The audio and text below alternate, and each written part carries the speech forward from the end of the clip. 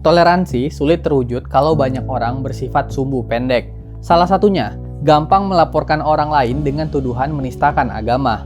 Ini misalnya dilakukan pengacara Sunan Kalijaga pada Dr. Richard Lee. Sunan bersama Himpunan Advokat Indonesia melaporkan Richard ke kepolisian. Richard dianggap sudah melakukan penistaan agama dalam sebuah konten podcast di YouTube. Selain Richard, Sunan juga melaporkan pengacara Arif Edison yang jadi bintang tamu di podcast itu.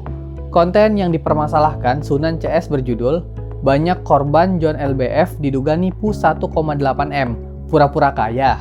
Menurut Sunan, Richard dan Arif menyandingkan kalam Allah kun fayakun dengan simsalabim.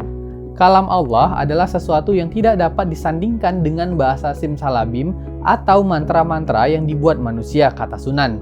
Ada dugaan laporan Sunan terhadap Richard dan Arif bukan murni karena kasus penistaan agama.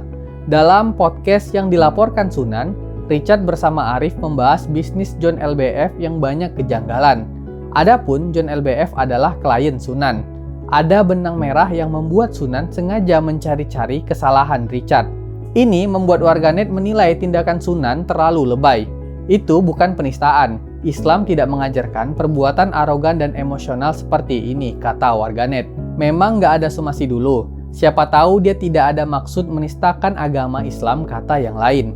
Kebiasaan melaporkan seseorang menistakan agama itu berbahaya karena membuat kebebasan berekspresi jadi terancam. Inilah yang menyumbang pada buruknya kondisi demokrasi di Indonesia belakangan ini.